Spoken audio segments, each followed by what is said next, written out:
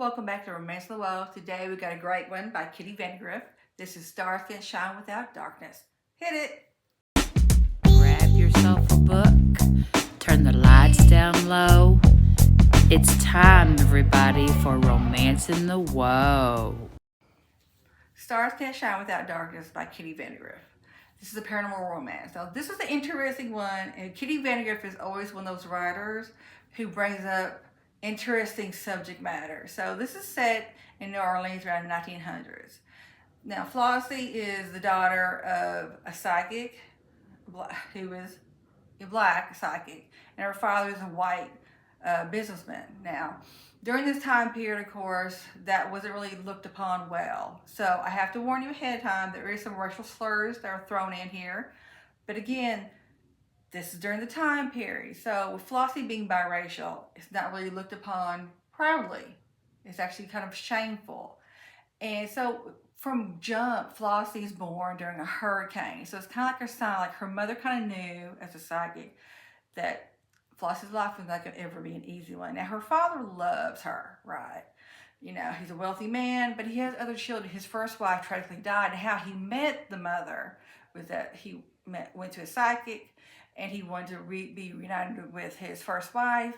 He meets Flossie's mother, he falls in love, and they become to have this relationship, which later develops Flossie. Flossie's born. Her other siblings, some are okay with her, somewhat, but always kind of behind in the darkness.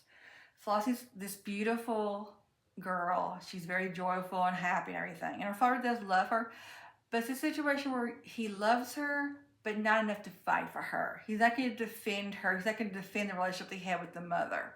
And the mother's there, but it's a situation where he's not proudly walking around the streets with the mother on the arm. Again, it's 1900s New Orleans. Things were a lot different then. Now, Flossie, of course, inherits the gift that her mother had. And in growing up, her best friend is Nathaniel. Now, Nathaniel's a white man, comes from a very affluent, wealthy family. He always is there to defend Flossie. He's all about Flossie. He's kind of loved her from childhood on, and he's never had an issue with the color of her skin. He thinks she's the most beautiful woman in the world. Nathaniel was the one who really sold this book for me because he's so sweet with her and so protective.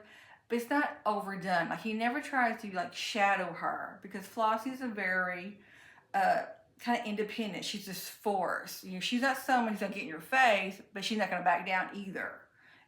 Which of course is bad because of the time frame. Now we have to also learn that she has this brother who's horrible, who hates, of course, Flossie, that he was even born, hates Flossie's mother, blames Flossie's mother for the death of his own mother, which there's no correlation there whatsoever. It's just illogical. But of course, hate breeds paranoia. So the brother has a best friend named Parker. Now Parker is just evil. He's the most vile human on the planet. He hates anyone who's different. So of course he hates Flossie because she's biracial. And he set out to hurt her. Now, again, there's a trigger warning.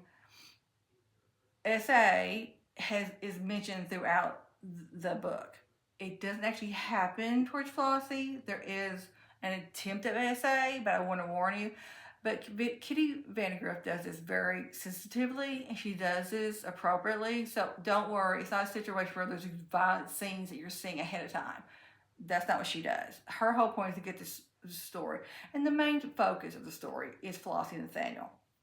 They go through the separation for a time period. Flossie thinks she's protecting Nathaniel. He goes off and becomes a wealthy lawyer. Again, comes from money. He has a very easygoing life. And we have to understand this book is Nathaniel could have gone on without Flossie. If he'd gone on with Flossie, he could have married a white woman, had a normal little life, been typical. He wouldn't have been happy because that woman he would never love, and lived to be an old man and eventually die. But with Flossie, he was willing to take that risk because he loves her so much. He does everything for Flossie. He wants to protect her. Now, there's a paranormal element to this story. Because again, Flossie has a gift. She's a psychic herself. So she knows things. And Nathaniel's not afraid to walk down the streets. Now, her father was. Nathaniel's not. Nathaniel's someone who's like, I'm proudly with Flossie. I love her. You know, and I want to have a life with her. And he risks everything for Flossie. Now this story is one of those stories where I was like, now you better end this ride. Because I was in tears halfway through the story. And if you read it, please don't. There's so much that goes on, and you feel so sorry for Flossie and for Nathaniel. But they're so wonderful together and so loving and so sweet. It pulls you in more. Again, I love Nathaniel. He was the one who I held on for. Now, like Flossie. Flossie is a good character too. Don't get me wrong. She's strong. She's, loving towards him and everything. She's a fighter. She's a little firecracker.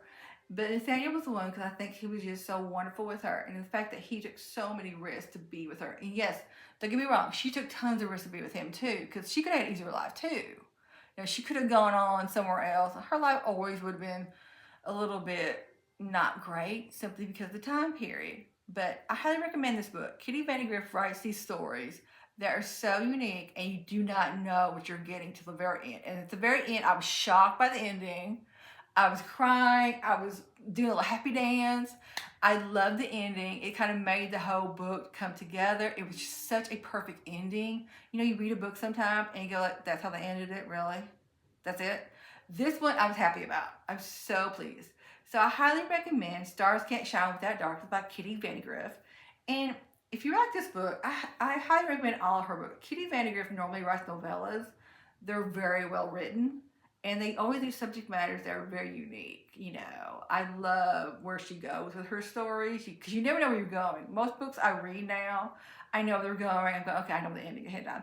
Her books, never know where they're going. Never know how the ending's going to be. And it's always amazing to read. So again, from Romance the Woe, I highly recommend Stars Can't Shine Without Darkness by Kitty Vandegriff. Until next time.